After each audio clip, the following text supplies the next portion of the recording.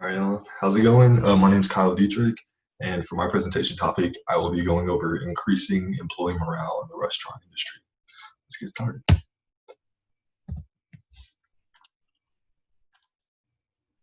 So first off, sorry, I was having technical difficulties. So first off, a quick brief table of contents. This will be what we're going over today. To start it off, we'll be going over new challenges. So as many of you know, as all of you know, we are currently in a worldwide pandemic. COVID-19 has caused a lot of issues since it, came to fruition in the United States, and has caused a lot of restaurants, not just in the country but around the globe, to shut down. And a lot of them that have shut down have finally been able to reopen, whether just now or within the past couple months. Like my restaurant that I work at opened back up in May. It was shut down for 2 months. And so with all of these stores, all these restaurants reopening, a lot of the restaurants are short-staffed and are having to overwork their current employees, which is stressing them out and is lowering their overall morale. And a lot of the restaurants that have been around, a lot of them have stayed open, and some have been successful with that, some haven't. But the ones that have gradually come back to opening have faced a really big problem with their employees that have agreed to come back. And that's just a lot of times, being out of work for so long, they've become, a lot less emotionally healthy. And a lot of times they've become lazier because they've had a lot of time to just do nothing for a couple months. And they're facing a lot of difficult times with all of the new protocols and regulations that they have to deal with, such as wearing the masks constantly. Because I know it's a pain, but it's something that we all have to do. And dealing with stuff like that, or just the whole seating that is going on in restaurants, because the capacity that is being held, it varies from restaurant to restaurant depending on size. Like I know whenever we came back, it was 25%, then you jump to 50, then you jump to 75, and it looks like it's going back down. The restaurant I work at is a small one. It's we're sitting at about 45% capacity, and just dealing with the whole new arrangement is something that's a whole difficult challenge on its own. And so, dealing with all of this, the restaurant manager's main duty, their most important job, is to make sure that their employees are all happy, they're all healthy, and that they're able to get their job done effectively. And this is all to be done while providing excellent service to the guests that do come in. And returning employees might have lost a lot of their at-home or work morale just to be able to get the job done. A lot of them have, been facing a lot of personal and mental issues during all of this, and whenever they come back to work, they're probably not 100% all there. And helping fight that challenge is something that managers need to be able to do properly for the restaurants to survive. So what can they do? What can a restaurant manager do? There's many things that I saw in my research that, stuck out to me about boosting employee morale, helping their employees get back on their feet and, get the job done, give 110%. And through all this research, finding all these points, I narrowed down 3 that I thought were the best options for really boosting employee morale.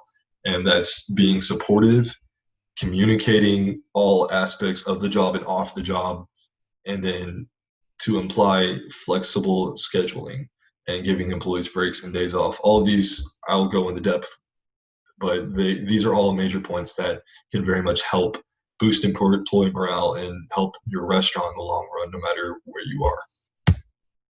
So our first topic being supportive.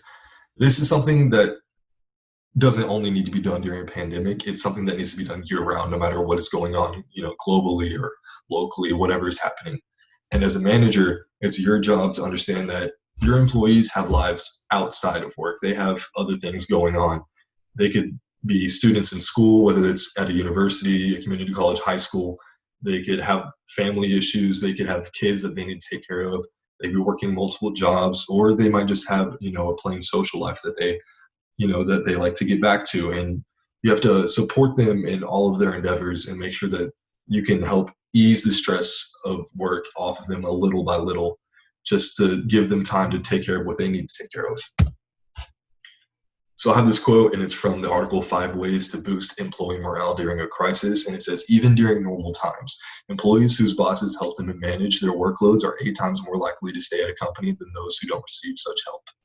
So simply being there, for your employees and understanding their struggles, understanding their current situation is a major morale booster for them. Just understanding that, they're a person, you're a person, and giving them the opportunity to deal with their own personal life is something that a lot of restaurant managers just don't really know. A lot of higher ups don't really care about. They're thinking work, work, work. And there's a balance that, is broken. And if, for example, if an employee is a student, school is their top priority. Getting their schoolwork done and getting graduated or whatever this education that they're going for, that is their top priority. And you as a manager need to make sure that they have time for that. You need to make sure that you're supporting them in that, letting them know that if they need to focus more on school, that they have the chance to. And same with employees that might have kids. So like single moms or dads working in restaurants, you need to understand that their family comes first, their kids come first. And if the job is getting in the way, you need to support them and say, do what you need to get done. And also just providing whatever resources that you can for your employees, whether it's food or just like medical supplies or whatever that you can help them with without going too far.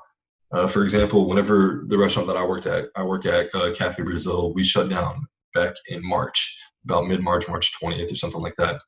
And our general manager at the time, she had reached out to all of us a couple days after we shut down.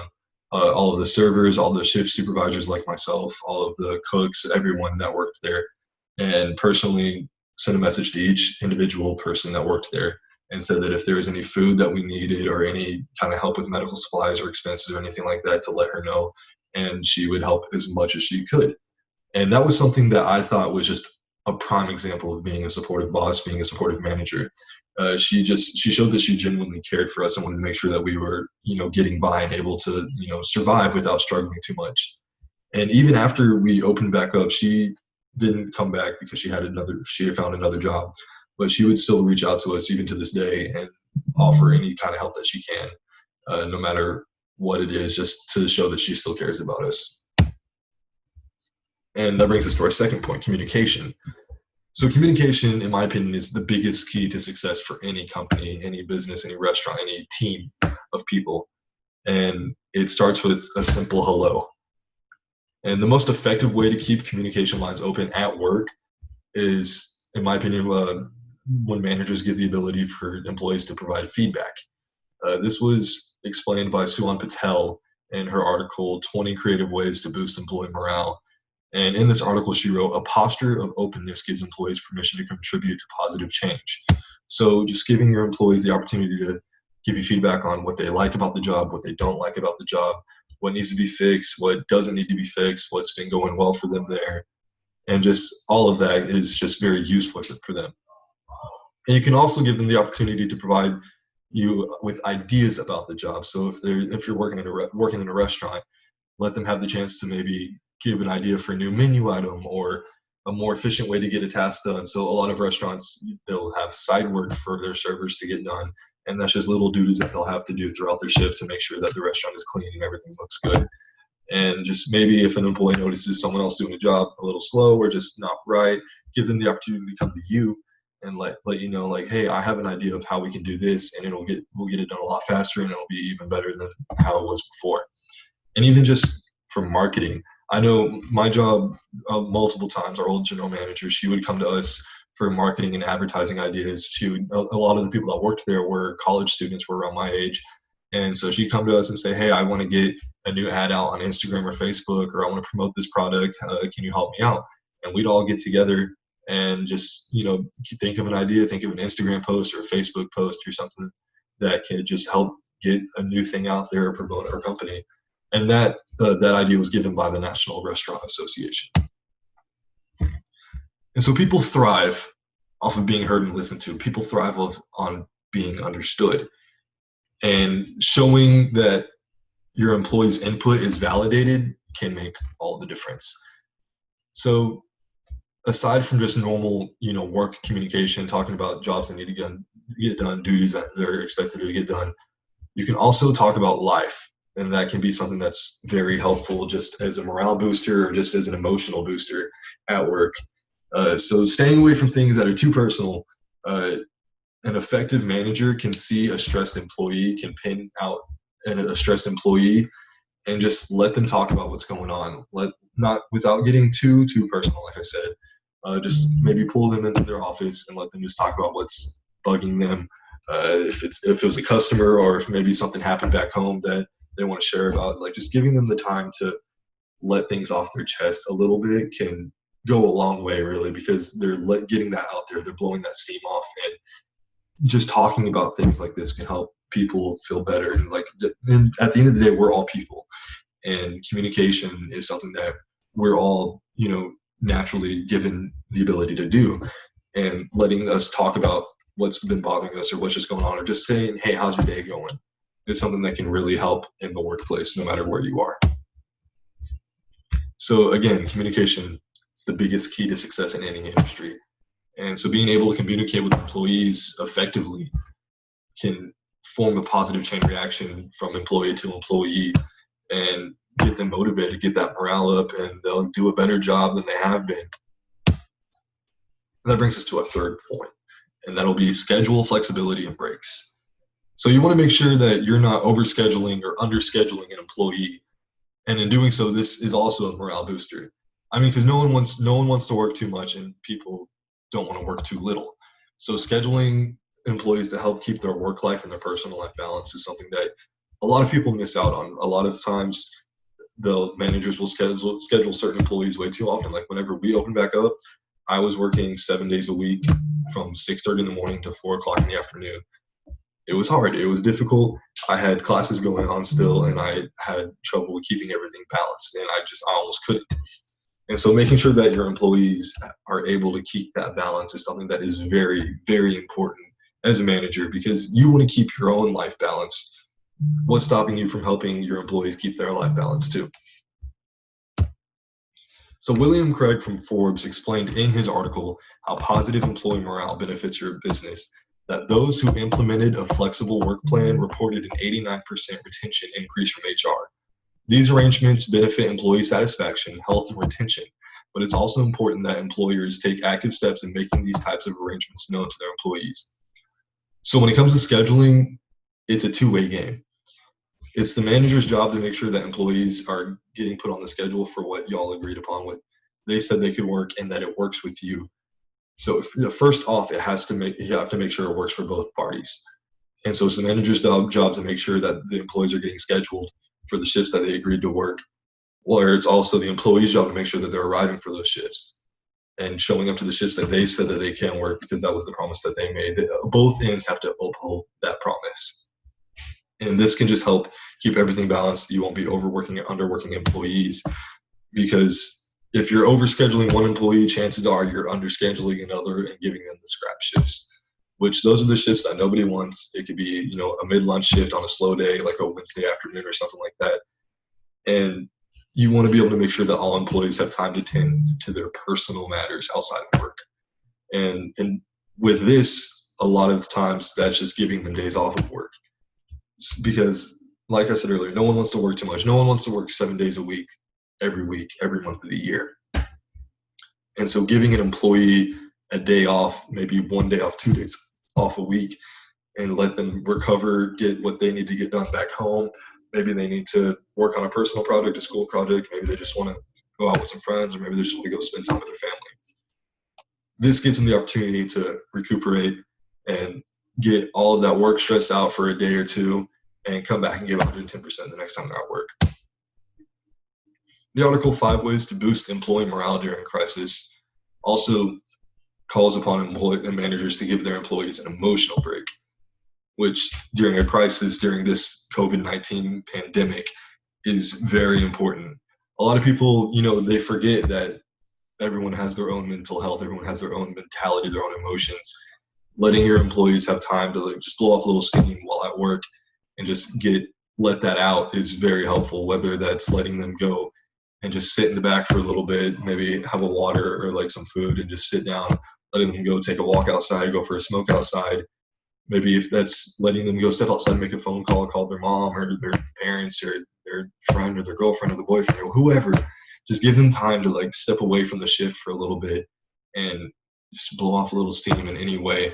Is something that can has been proven to really boost employee morale, giving them that chance, because a lot of times employees will work 9-hour, 10-hour shifts without so much as stopping, and just letting them know, hey, I want you to take a break for 5 minutes and just go sit down, can really be helpful to them, can really help them give 110% throughout their whole shift.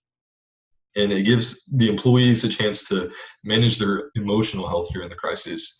It lets them relieve any stress that they have on the shift. Maybe they had an angry customer that was yelling at them for 5 minutes earlier before, just saying, hey, go take a breather, you'll be okay.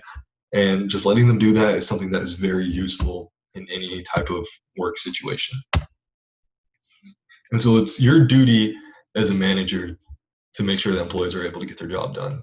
And that's by any means. So boosting the employee morale, it should be your top priority when you're managing at work. And just showing that you genuinely care about your employees by doing all the points that I went over can really help that. You have to make sure that they can get their job done and provide excellent service with a smile on their face the whole time, even if it's under a mask. And they need to make sure that they're taken care of. You need to make sure that your employees have everything that they need to get the job done, every material that they need, whether that's physical materials or whatever, and just make sure they have a healthy attitude, because a little goes a long way. And just being there for employees and helping them through the shift is something that has proven to be a successful tactic. So effectively boosting employee morale in a restaurant, it's not something that's easy. It's not something that can be done in a day, 2 days, 3 days even. But with a supportive management team, lots of communication, and proper scheduling, it's something that can get done. It's something that you can do, even if it takes a month, 2 months, 3 months. It's something that will happen. And you'll have a more effective team. You'll have a better working team, better moving team than you ever had before. And I'm urging all restaurant managers across the country, across the world, to just try these easy habits, to employ these tactics. Just be supportive, communicate, and schedule properly. And genuinely care about your employees. Show them that they are valued. Show them that they are appreciated. Show them that you care about them as a person, not as an employee, but as a person. This will ultimately just boost everything. It'll boost their morale, their emotional health, their mental health. It'll help them out. It'll get them where they need to be. And it's something that, needs to be done. And, well, that's that. Hope you guys enjoyed. Thanks for watching. I can't stop it.